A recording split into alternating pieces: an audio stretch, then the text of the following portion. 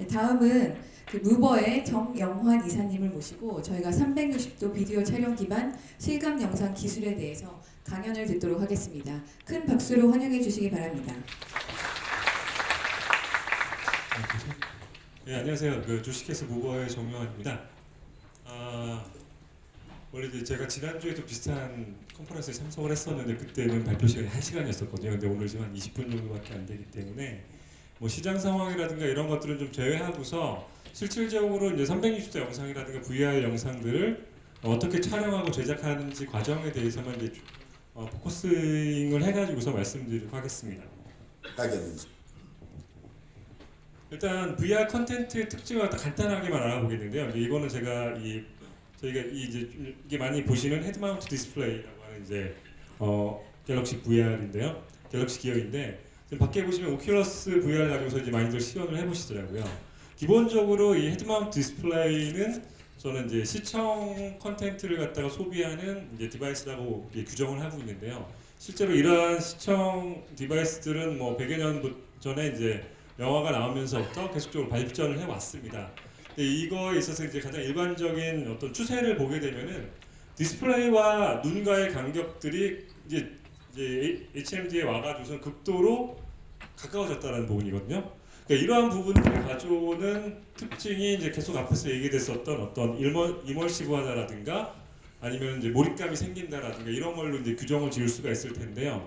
지금 가상현실 컨텐츠가 가지고 있는 여러 가지 특징 중에 하나가 360도 영상이 지원이 가능하다라든가 아니면은 360도 사운드의 지원, 그래서 위치가 추적이 가능한 영상이 그 사운드를 지원해줄 수도 있고요. 또 헤드 트래킹이 지원되고 또 이게 완전히 AR과는 다르게 외부 세계와의 단절을 통해서 새로운 세계를 갖다 창조할 수 있다는 부분들이 특징입니다. 이러한 여러 가지 특징들이 모여져서 결국에는 어떤 시청자에게 현장감, 사실감 이런 걸 통해서 가상의 체험을 갖다 할 수 있게끔 해주는 디바이스를 갖다 이제 우리는 지금 헤드마운트 디스플레이라고 얘기를 하고 있는데요. 이러한 컨텐츠의 특징은 결국 핵심은 몰입감이다. 내가 정말 현장에 있고 내가 만질 수 있는 것 같은 느낌을 가지게 해줄 수 있다는 것들이 VR 컨텐츠의 가장 큰 특징이라고 할 수 있겠습니다. 근데 이제 이러한 컨텐츠가 이제 가진 문제점들이 지속적으로 얘기가 되고 있는데요. 첫 번째는 이 오랫동안 착용하고 있거나 아니면 이 디바이스의 문제로 인해 한계로 인해서 어지러움증을 느끼시는 분들이 굉장히 많다는 거거든요.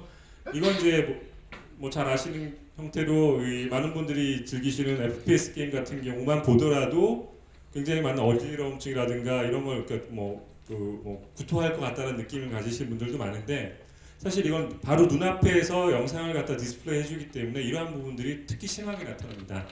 가장 큰 이슈가 어떤 디바이스 문제 상황에서 일종의 반응 속도의 차이가 우리가 인지하는 것과 틀릴 경우에 주로 발생을 하게 되거든요.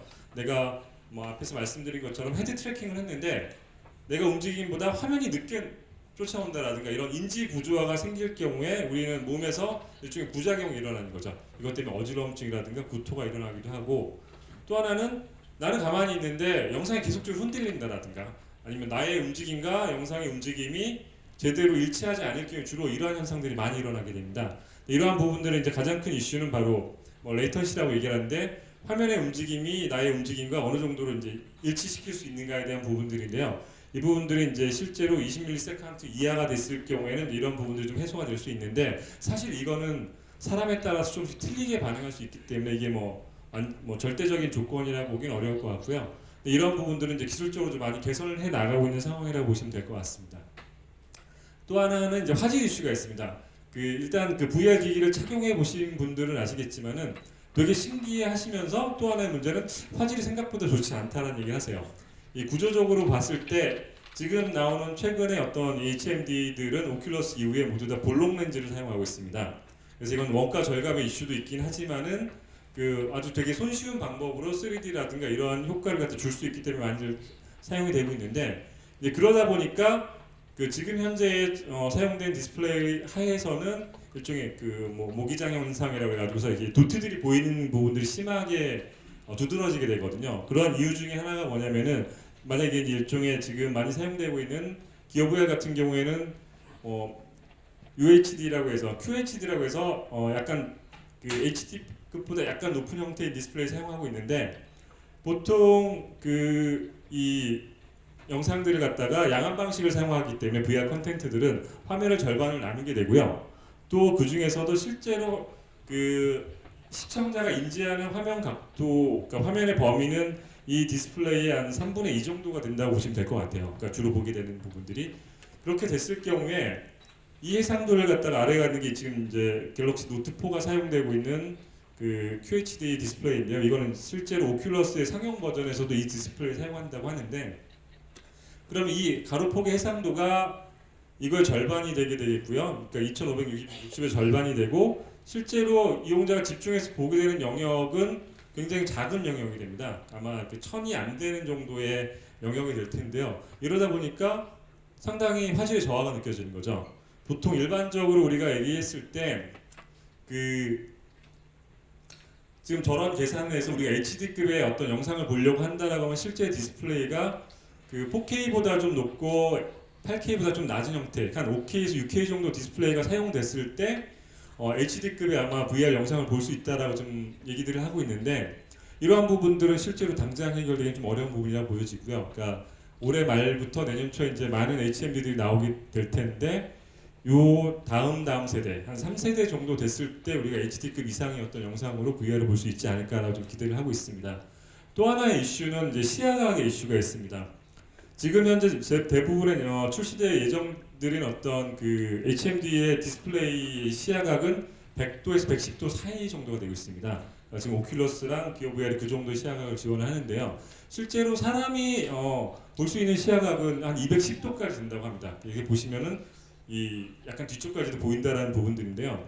이게 이제 왜 중요하냐면, 내가 실제로 그 공간에 있을 때 물론 집중할 수 있는 시야각은 보통 일반적으로 자신의 시야각의 한 30% 정도에 대한 인포메이션을 갖다가 받아들일 수 있다고 하는데, 몰입감을 느끼기 위해서 내가 특정한 공간에 완전히 들어있다라는 어떤 경험을 해줘야 되는데, 시야각이 좁게 되면은 그냥 내가 큰 화면을 보고 있다 정도밖에 느끼지 못하게 되거든요. 지금 이러한 형태의 제품들, 그러니까 기어 VR이라든가 오큘러스와 다르게 시중에 보시면 카드보드도 있고, 아니면 좀 저가의 중국산 이런 헤드마운트 디스플레이들이 존재를 하게 되는데요. 핸드폰을 이용해서 볼 수 있는 이런 부분들의 문제는 시야가 굉장히 좁습니다. 그래서 충분한 어떤 몰입감을 느끼기가 되게 어려운 부분들이 있거든요. 그래서 이런 부분들은 해결하기 위해서 최근에 나온 제품들을 보게 되면 이렇게 이 제품은 스타 VR이라는 제품인데요. 실제 이거는 갤럭시 노트 액정 2대를 붙여놨습니다. 그래가지고서 사실 되게 크거든요. 이 크기 때문에 이제 거치하기가 되게 어려운 부분들이 있고, 또 하나의 문제는 아까 말씀드린 것처럼 지금의 기술에서 이 4K라든가 4K 이상의 디스플레이 갖다가 사용을 할 수가 있는데, 핸드폰에 만약에 사용을 한다고 했을 경우에는 디스플레이뿐만 아니라 CPU라든가 배터리라든가 이런 문제들이 다 같이 기술적으로 뒷받침이 되지 않으면 실제로 제품을 만들기 어려운 부분이 있거든요. 그리고 지금 PC를 사용하는 오큘러스 같은 경우에도 이 디스플레이를 처리할 수 있는 PC가 실제로는 스펙상 존재하기 좀 어려운 부분들이 있기 때문에 현실 지금 당장에 어떤 우리가 경험할 수 있는 VR이라든지 이런 콘텐츠는 이런 기술적 한계를 지니고 있다는 것 갖다 좀 염두에 두셨으면 좋겠습니다. 그리고 지금 이거는 이제 저희가 일반적으로 이 시장에서 이 시장에 참여한 어떤 여러 가지 회사들인데요. 지금 컨텐츠를 제작하는 사이드, 그다음에 이러한 부분들 갖다 제작할 수 있게 도와주는 테크니컬한 서포트를 해준 기업들도 있고요. 또 소비자용 카메라를 제작하는 업체들도 많습니다. 우리가 그러니까 핸드폰이라든가 아니면은 여행 갔을 때 쉽게 마운트하면서 360도 영상을 촬영할 수 있는 제품들도 좀 출시 예정 중에 있는데, 그런 업체들도 있고, 이 오큘러스를 비롯해서 삼성, 소니, HTC, 레이저 등 다양한 업체들에서 지금 HMD들을 갖다 준비하고 있는 상황이고, 대부분 내년 초에 출시되는 걸로 예정이 돼 있습니다. 그 외에도 여러 가지 플랫폼들에서 유튜브 같은 경우 최근에 360도 영상을 갖다가 실제로 볼 수 있게끔 이제 어플리케이션 지원을 하고 있는 상황인 거고요. 오큘러스라든가 밸브 같은 경우에서도 앱스토어 형태의 VR 컨텐츠를 갖다 유통할 수 있는 플랫폼을 준비 중에 있습니다. 저희 회사를 간단하게 말씀을 드리면요. 저희 회사 2011년부터 VR 컨텐츠, 그때 정확히 360도 영상 제작을 갖다가 이제 하던 업체였었고요. 사실 이제 그 와중에서 다양한 영상들 컨텐츠를 제작을 했었고, 회사 외적으로는 페이스북이 오큘러스를 인수한다라든가 뭐 구글이 카드보드를 발표한다라든가 이런 사건들이 주로 2013년, 13년에 일어났는데 사실 이 시기가 앞에 발표에서도 말씀드렸지만 VL이라는 사실 이 단어라든가 용어들은 사실 한 1990년대에도 굉장히 많이 유행을 했었던 단어들이거든요. 근데 이제 그게 새로 그 소비자들한테 부각될 수 있는 것들은 사실 오큘러스의 출현이었었는데 그 뒤로 이 VR 컨텐츠 자체도 좀 많이 포커싱을 받은 영향이 있고요. 저희 그 과정에서 되게 많은 이제 컨텐츠를 제작을 해왔습니다. 가장 최근에는 지난주에 이제 런칭한 인피니티 뮤직비디오도 저희가 이제 제작을 한 경우인데요. 사실 이런 컨텐츠들은 유튜브만 들어가셔도 되게 많이 보실 수가 있습니다. 그리고 가급적이면은 최소한 카드보드라도 이용해서 보시게 되면은 굉장히 다른 시각적 경험을 하실 수가 있거든요. 그래서 이거는 일종의 나중에 어떤 이런 비즈니스를 하시거나 아니면 관심이 있으시다라면 새로운 아이디어가 생길 수도 있기 때문에 한번씩 경험을 해보시면 좋겠고요. 일단 그러면 오늘의 핵심이 이제 어떤 식으로 오늘 저는 이제 이걸 갖다가 컨텐츠를 갖다가 그래픽을 이용해서도 만들 수 있긴 하지만 오늘의 주제는 저희가 이제 실제로 촬영을 해서 실사 베이스로 360도 영상을 어떻게 만드는지에 대해서 주로 말씀을 드리도록 하겠습니다. 제작 과정은 되게 심플합니다. 기존의 영상 제작 과정과 유사하고요. 일단 촬영을 하고 그 다음에 기존에 없는 과정 중에 하나인데요. 촬영된 영상들을 갖다가 이제 하나로 합쳐주는 스티칭 과정을 거치게 되고 마지막으로 이제 편집 과정을 거치게 됩니다. 이 스티칭 과정만을 제외하고는 모든 기존의 영상 제작 과정과 동일하다 보시면 될 것 같고요. 일단 촬영 사이드입니다. 실제로 지금 다양한 형태의 카메라들이 존재하지만 제대로 된 카메라는 없는 게 이쪽에 지금 현실입니다. 그래서 이 왼쪽에 있는 보시는 것들은 지금 삼성에서 개발 중이라고 얘기되어 있는 프로젝트 비욘드라는 카메라인데요. 실제로 아직 제품이 나와 있는 상황이 아니기 때문에 제작이 이용될 수는 없는 구조인 거고요. 오른쪽에 있는 게 이게 이제 가장 많이 지금 360도 제작에 사용되고 있는 히어로 360이라는 고프로 카메라를 이용한 일종의 고프로 카운트를 마운트할 수 있는 지그 형태로 판매되고 있고요. 이런 식으로 카메라를 갖다 여러 대, 왜냐면 한 대의 카메라만 가지고는 360도 촬영이 불가능하기 때문에 여러 대의 그 카메라 마운트한 형태로 촬영을 하고 있습니다. 이거 같은 경우에는 밑에는 이제 레드라고 하는 원래 이제 영화 제작용 카메라죠. 이런 걸 갖다가 6대를 갖다가 마운트해가지고서 실제로 촬영하는데 사용되는 예이기도 하고요. 아니면은 이제 최근에 보면은 요거는 이제 전트라고 하는 미국에 있는 이제 일종의 테크니컬 서포터 업체에서 제작한 네오라고 하는 카메라인데 아직 출시가 안 됐어요. 지금 이게 올 하반기부터 렌트 형태로 제공하겠다라고 하고 있는데 요건 약간 특징이 기존의 카메라와는 다르게 라이트 필드 카메라를 사용해서 제작됐다고 지금 얘기가 되고 있어서 어느 정도 퀄리티가 나올지는 좀 기대가 되고 있는 상황인 거고요. 오른쪽은 앞에서처럼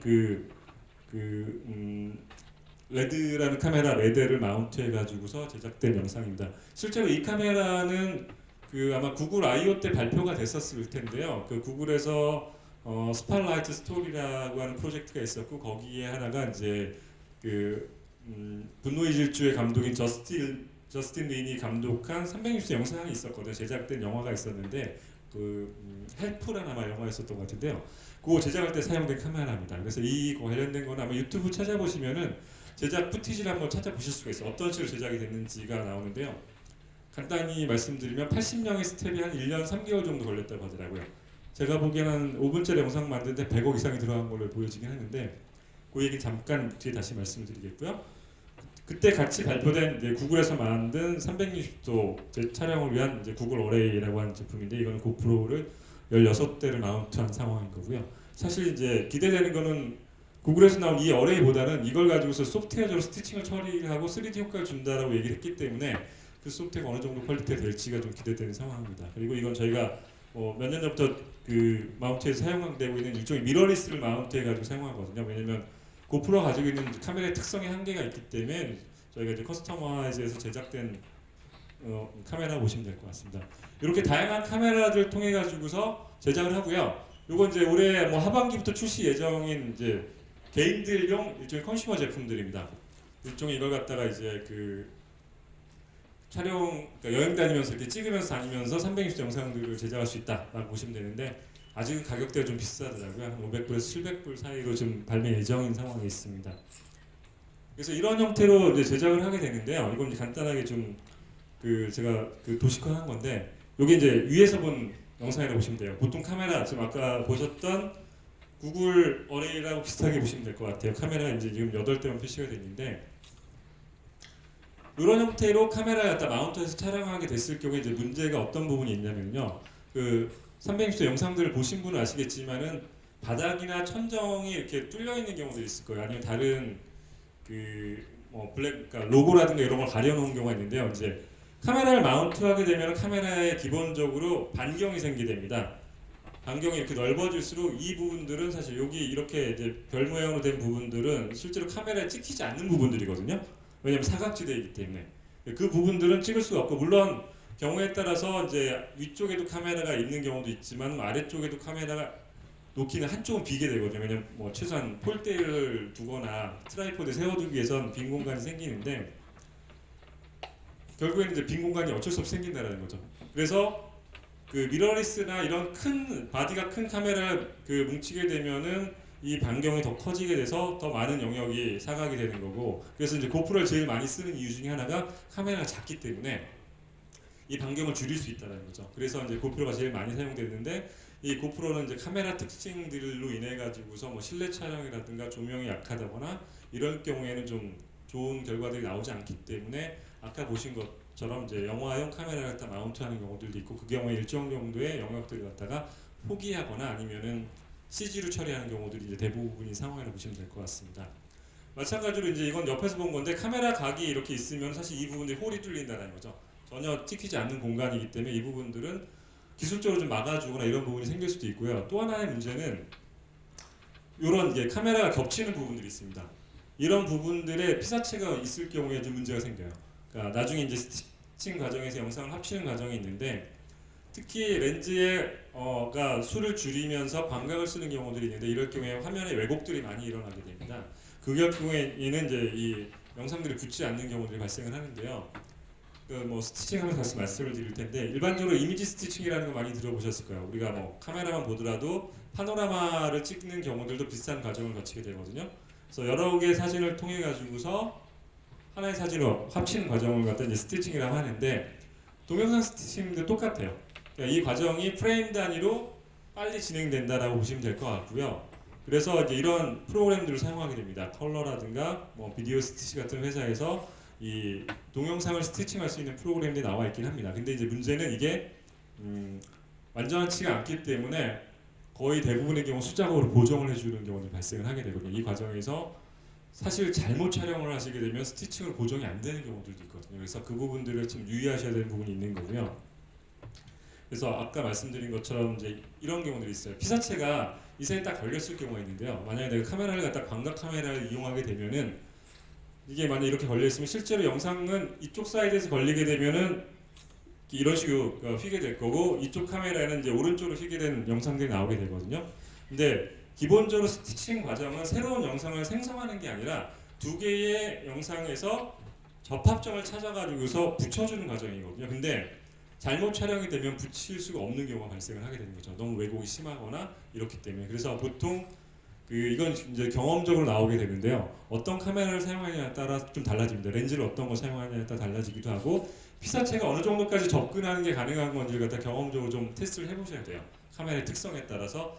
그래야지 이제 문제가 없이 스티칭을 통해서 하나의 영상을 만들 수가 있는 부분들인데요. 또 하나 문제는 이 아까 말씀드렸던 스티칭 과정이 동일한 영상을 가지고 스티칭을 하더라도 결과값이 그때마다 조금씩 다릅니다.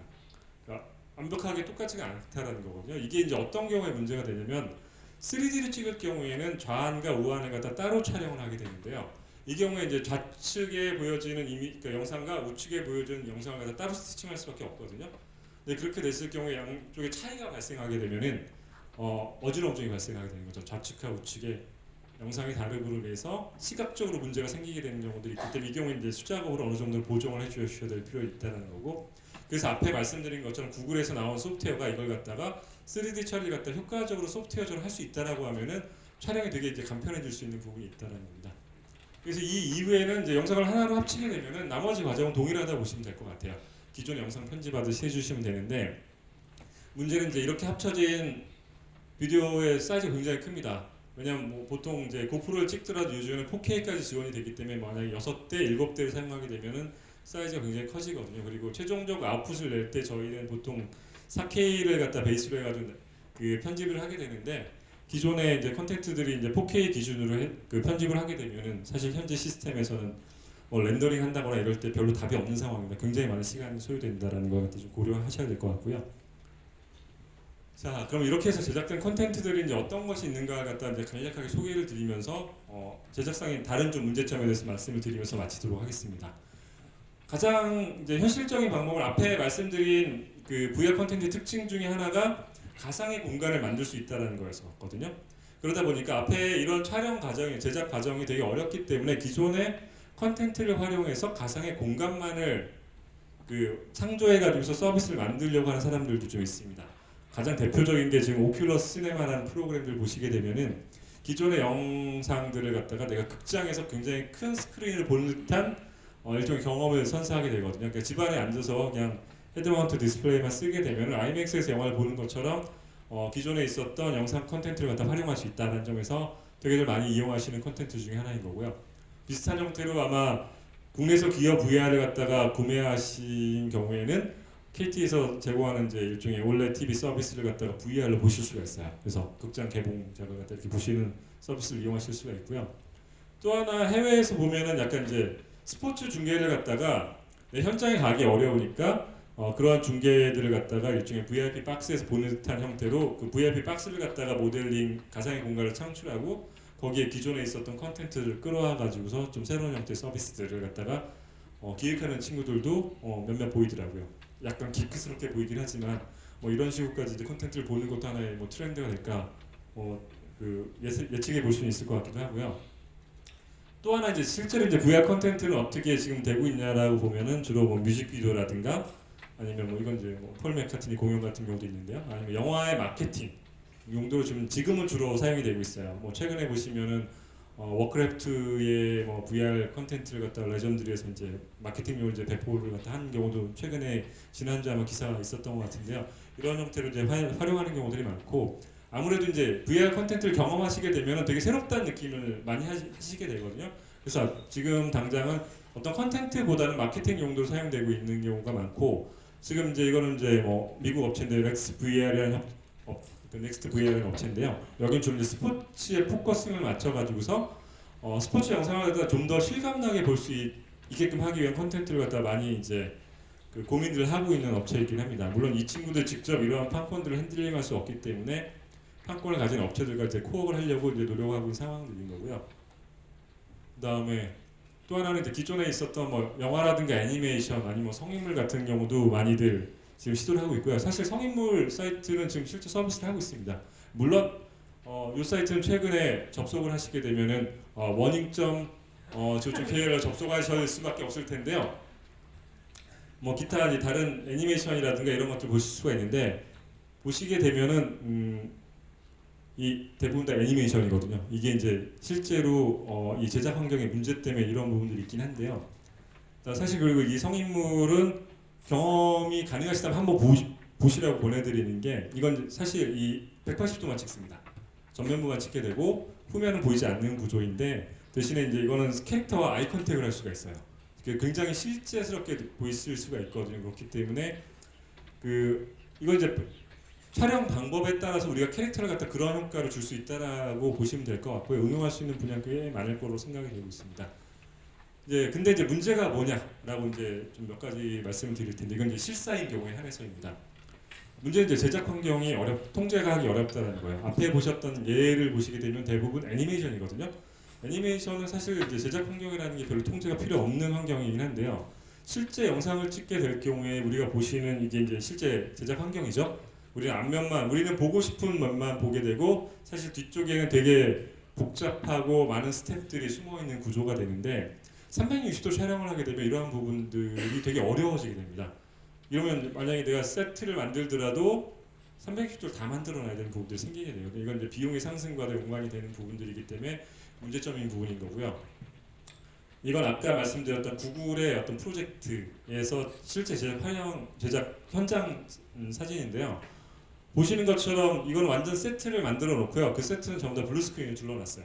물론 이제 몇몇 오브젝트들은 현장에 갖다 놓긴 했지만 나머지는 대부분 다 배경을 CG로 처리했다는 얘기거든요. 그러니까 이런 식으로 하지 않으면 통제가 되게 어렵기 때문에 그 문제이다라는 부분 하나인 거고요. 두 번째는 아직도 장비들이 좀 문제가 많습니다. 앞에 말씀드렸었지만은 전용 장비들이 없기 때문에 이게 어떤 문제를 가져오냐면요. 다양한 촬영들을 하기에 되게 어렵고 또 액세서리들이 없기 때문에 그 기존의 카메라 같은 경우는 다양한 촬영 장비, 뭐 달리라든가 지미집이라든가 이런 걸 동행하고 여러 가지 효과를 줄 수가 있는데 아직 이러한 부분들이 원활하지 않다는 거죠. 대부분 다 커스텀 제작을 해야 되는 부분이 많은 경우고 실제로 앞에와 같이 이런 식으로 촬영을 하게 되려면요, 이 세트 내에 그러니까 출연진을 제외하고는 모두 다 있으면 안 되거든요. 숨어 있거나 아니면 외부에 있어야 되는데 그러려면 이제 모니터링하는 부분도 되게 중요한 부분이 되는데 각 카메라들이 어디에 있는가를 갖다 어느 이제 포커스를 맞추고 있는지를 봐야 되는데 그 부분들 하기도 되게 어려운 부분들도 있고 현실적으로 지금은 그래서 이게 이제 현장에서 제작하기엔 되게 어려운 점이 많다라는 부분이 될 수 있겠고요.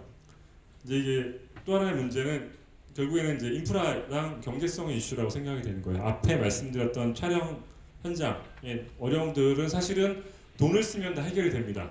돈을 쓰면 해결이 되는데 문제는 이런 거죠. 앞에 제가 첫 화면에 보여드렸던 시청 스크린이 변화가 이제 되게 멀었던 스크린들이 가까워졌다고 말씀을 드렸는데 근 100년의 기간 동안에 킬러 콘텐츠는 사실 변하지 않았거든요. 영화, 드라마는 변하지 않았다는 게 시청각 부대에 있어서 결국엔 이쪽 친구들이 들어와야지 이 시장이 활성화될 수 있을 거라 보여지는데 그 친구들이 그러면 VR 콘텐츠와 기존의 콘텐츠를 병행할 수 있는 걸 봤을 때는 사실 병행하기 되게 어려운 구조거든요. 그리고 VR 콘텐츠를 찍게 됐을 경우에는 더 많은 코스트가 그러니까 비용이 필요하기 때문에 그 친구들은 이제 나름대로 그 주판을 굴릴 수밖에 없는 거죠. 내가 기존의 영화는 1억 달러만 만들었는데 이걸 만들려면 4억 달러가 들어갈 거고 그러면 그게 뽑을 수 있는가라는 이 기존의 시장에서 VR 마켓을만 뽑아야 되거든요. 그러다 보니 이제 그런 부분이 어려움이 있는데 VR 마켓은 뭐 다들 비슷하게 예측을 하더라고요. 2018년에서 20년 이후에 어느 정도 형성이 될 거다. 그럼 그 시점까지는 좀 다른 형태의 접근들이 필요하지 않을까 생각을 하고요. 실제 문제는 이제 스토리라는 거죠. 콘텐츠의 핵심은 스토리인데 이거를 보신 분들의 가장 큰 이제 제작하시는 분의 어려움들은 뭐냐면요. 내가 딱 일단 헤드마운트 디스플레이 쓰게 되면은 360도를 갖다가 다 둘러볼 수가 있어요. 근데 연출자 입장에서는 내 스토리에 주목하게 만들기 위해서는 어떤 캐릭터라든가 어떤 그 이벤트를 집중하게 만들어야 되거든요. 근데 대부분 착용하시면 전부 다 두리번거리시거든요. 그렇기 때문에 내가 여기를 보고 있는데 이벤트가 이쪽에서 중요 사건이 일어나 버리게 되면은 연출자의 의도대로 컨텐츠를 갖다가 제공할 수 없는 부분이 발생을 합니다. 그렇기 때문에 이 컨텐츠를 갖다가 그건 단 뭐 3분짜리를 만들더라도 스토리 전개를 어떻게 하고 시청자가 어떻게 주목하게 만들 건가라는 것들은 기존의 이 문법과는 좀 다르게 될 거라는 부분들을 갖다 고민을 해야 되는 거고요. 그래서 이거는 이제 보면은 이제 드림웍스에서 요즘은 이제 스토리보드를 갖다 하는데 이게 정면, 좌우, 뒤, 상, 하 어떤 캐릭터를 어떻게 낼 건가를 다 고민을 해야 된다는 거죠. 기존의 스토리보다 굉장히 고려할 것도 많아지는 거고 고민도 많아야 된다는 부분인 거라서 여기에 맞는 그러니까 시청자, 소비자와 어떤 식으로 커뮤니케이션을 하면서 컨텐츠를 이끌어 나갈까에 대한 고민이 사실은 더 중요하지 않는가 생각을 하고 있습니다. 하지만 뭐 앞에서 그 보신 것처럼 이 몰입감이 주는 컨텐츠의 경험은 굉장히 그 기존의 영상 미디어와는 되게 다르기 때문에 다양한 분야에 활용이 될 것으로 보여지게 있겠고요. 대신에 이런 기존의 어떤 그 컨텐츠 영역과는 좀 더 다른 뭐 교육, 가상의 체험, 가상의 경험을 할 수 있는 형태의 컨텐츠에서는 상당한 뭐 가능성과 그 니치 시장이 존재하지 않는가 생각이 됩니다. 네, 이상입니다.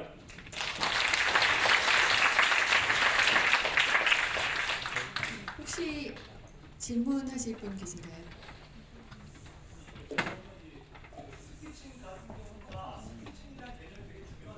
네, 그 개념을 좀 한번 좀 그냥 설명 좀 해주시겠습니까?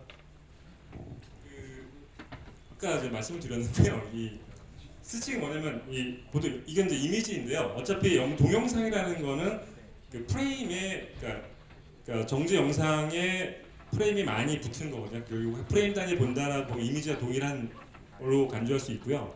결국에는 이제 이 소프트웨어에서 해당 영상들의 공통된 부분을 찾아가지고서 이렇게 이제 하나의 영상으로 그러니까 하나의 이미지를 합치는 과정인데 실제로 이제 이게 시스테미컬하게 여기서 이 부분과 이 부분을 갖다로 붙일 수 있다라고 이제 연산을 하는 거죠. 물론 그 과정에서 얘는 이제 자동으로 계산해서 추천을 해가지고서 요 점과 요 점이 동일한 점이다 인식을 해서 붙이는 과정을 갖게 되는데 사실 이게 안 맞는 경우도 있어요. 영상의 퀄리티라든가 촬영의 형태에 따라서 다르기 때문에 그 부분들을 갖다가 보정을 해주게 됩니다. 그렇게 되면은 실제로 이제 프로그램에 들어가시면 유저가 들어가가지고서 이 포인트와 이 포인트가 같은 점이다. 또 이 포인트와 이 포인트가 같은 점이다를 지정해 줄 수가 있거든요. 그럼 그 포인트들을 묶어와서 하나의 영상으로 합쳐주는 거죠. 이미지로. 그래서 프레임 단위로 합쳐져가지고 그걸 다 붙이게 되면은 다시 동영상으로 되는 거죠. 그래서 실제로 이 소프트웨어에서는 각각 촬영된 영상의 프레임이 틀리다거나 이렇게 됐을 경우에는 스티칭 작업이 이루어지지가 않습니다. 그래서 그 부분들 갖다가 이제 보시고 하시면 사실은 이 프로그램들은 실제로 써보시면요 그렇게 이제 크게 어렵지 않게 보실 수 있고 일종의 오히려 이거보다는 촬영과 이거의 연관성을 갖다가 그 경험해 보시는 게 훨씬 더 중요할 수 있을 것 같습니다.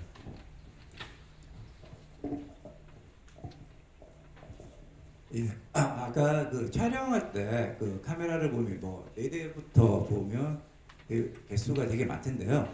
뭐 360 히어로즈나 보면 6개부터 이렇게 판매를 많이 하고 하던데 촬영의 경험상 몇 개가 최적인지 그리고 이제 개수에 따라서 스태칭이 뭐 편리하다 안 편리하다가 있을 수 있는데요.